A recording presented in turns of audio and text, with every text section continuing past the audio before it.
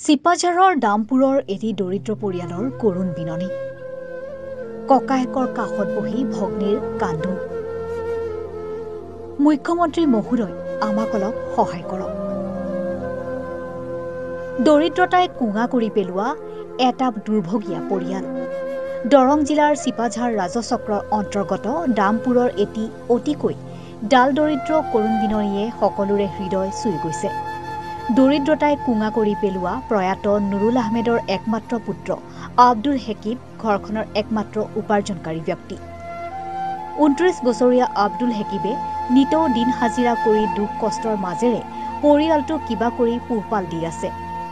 যিদিনা হেকিব হাজিৰা কৰিবলৈ বাহিৰলৈ ওলাই নাযায়, সেইদিনা পৰিয়ালটোৰ আখলত নজ্বলে জুই। হেকিবও পিতৃৰ অৱৰ্তমানত পৰিয়ালৰ দায়িত্ব মূৰ পাতি লৈ দুখ কষ্ট ভাগৰকো একাষৰীয়া কৰি চলাই গৈছিল দিন হাজিৰা। এনে সময়তে হঠাতে পৰিয়ালটোলৈ নামি আহে ঘোৰ অমানিশা। পৰিয়ালটোৰ বাবে আন্ধাৰ কেৱল মাত্ৰ এন্ধাৰ। কিয়নো পৰিয়ালটোৰ উপাৰ্জনৰ একমাত্ৰ সম্বল আব্দুল হেকিবৰ দুয়োটা কিডনী বিকল হৈ পৰে। লগে লগে ঘৰখনৰ উপাৰ্জনৰ পথ হৈ পৰে স্তব্ধ। দিক বিদিক হেৰুৱাই পেলোৱা পৰিয়ালটোৱে কৰিব কি? কোনে বা কৰিব সহায়? পৰিয়ালটোৰ হাতত নাই টকা পইচা। চকুৰে ধুঁৱলি কুঁৱলী দেখিবলৈ লোৱা হেকিবৰ ভনীয়েকে একো উপায় বিচাৰি নাপায় অৱশেষত নিজৰ জীৱনকো তুচ্ছ জ্ঞান কৰি ককায়েকক সুস্থ কৰি তোলাৰ আশাৰে নিজৰ এটা কিডনী দি হলেও জীয়াই ৰাখিব ককায়েকক। বৰ্তমান চিকিৎসাধীন যুৱকজনৰ পৰিয়ালটোৱে আৰ্থিক সমস্যাত ভুগিছে। উপায়ন্তৰ হৈ সংবাদ মাধ্যমৰ জৰিয়তে বিচাৰিছে সুহৃদয়বান লোকৰ সহায় সাহায্য।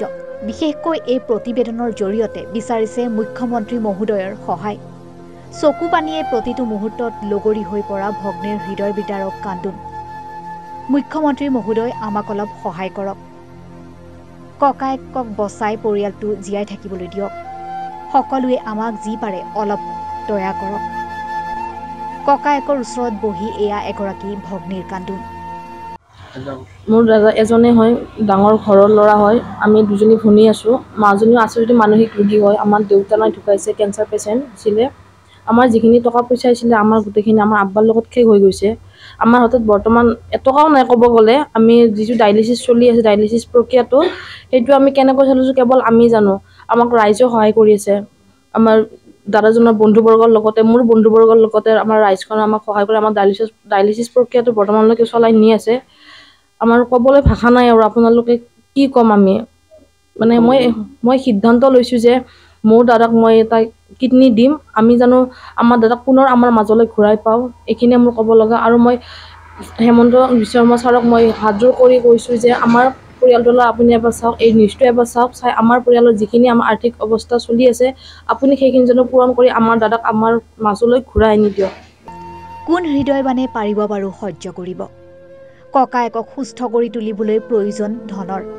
এই ধন দৰিদ্ৰ পৰিয়ালটোৱে গোটাব কেনেকৈ? যাৰ বাবে সুহৃদয়বান ব্যক্তি চৰকাৰৰ সাহায্য অতিকৈ প্ৰয়োজন।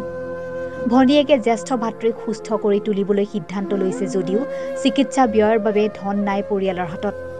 সুহৃদয়বান লোকে শয্যানুসাৰী যি পাৰে দিব বিচাৰে যদি তেনেহ'লে জিপে নম্বৰ হৈছে 6000089675 অথবা এই ফোন নম্বৰত যোগাযোগ কৰি আৰ্থিক সহায় কৰিব পাৰে। হয়, ক'বলৈ ভাষা নোহোৱা হৈছে, কি ক'ম। যিটো পৰিস্থিতিৰ সন্মুখীন আমি এই পৰিয়ালটো হ'বলগীয়া হৈ আছে, তাৰ যিখিনি ডায়েলিচিছৰ প্ৰক্ৰিয়া আৰম্ভ হৈ আছে সেইখিনি আমাক গোটেই ৰাইজে সহায় কৰিছে। আমিও গম পোৱা নাছিলোঁ যে এইটো পৰ্যায় হৈ যাব বুলি। হঠাৎ আমি গম পাই ভাঙি পৰিছোঁ। এতিয়া যিখিনি আগৰ পইচা পাতি আছিলে, তেওঁ দেউতাকো কেঞ্চাৰ পেচেণ্টেই আছিলে। দেউতাকৰ লগত মাটি বাৰী যিখিনি আছিল গোটেই বিক্ৰী হৈ গ'ল। এতিয়া তাৰপিছত আমি আব্দুল হাকিমৰ কথা গম পাই আমি বহুত ভাঙি পৰিছোঁ। ক'বলৈ আমাৰ ভাষা নোহোৱা হৈ গৈছে, কি বুলি আপোনালোকক ক'ম। মই এটাই অনুৰোধ কৰোঁ, মুখ্যমন্ত্ৰী মহোদয়, আপুনি বহুত মানুহক সহায় কৰে, গতিকে আমাৰ ল'ৰাজনকো আপুনি যাতে সহায় কৰে। এই ভনীয়েক দুজনীক যাতে পুনৰ ভায়েকক ঘূৰাই পায়, সেইখিনিয়ে মই আপোনাক অনুৰোধ কৰিছোঁ। মাকজনী আজিলৈকে গমেই নাপায় যে তেওঁৰ ল'ৰাৰ দুটা কিডনী বিকল হৈ পৰিছে।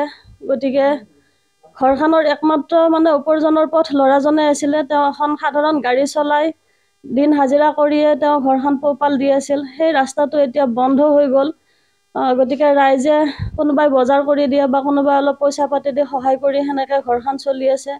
এতিয়া মানে ডায়েলিচিছ কৰাৰ আগতে আমি ভাবিবলগীয়া হৈছে যে অহাকালি ডায়েলিচিছ আছে, আমি কেনেকৈ নিম, ক'ৰ পৰা পাম। কিন্তু ৰাইজৰ সঁহাৰি লৈ আমি এইখিনি আগবাঢ়িছোঁ। গতিকে মই আকৌ অনুৰোধ কৰিছোঁ মুখ্যমন্ত্ৰীক হাতযোৰ কৰি যে আমাৰ নিউজটো এবাৰ চাই আমাক কিবা অলপ সকাহ দিয়ক ছাৰ, প্লিজ। অলপ আৰ্থিক সাহাৰ্য দি হেকিবক অকণমান সহায় কৰি ব্যক্তিগৰাকীৰ লগতে এটা দৰিদ্ৰ পৰিয়ালক জীয়াই ৰাখিব নোৱাৰোনে? Bureau report, ৰিপাব্লিকানী।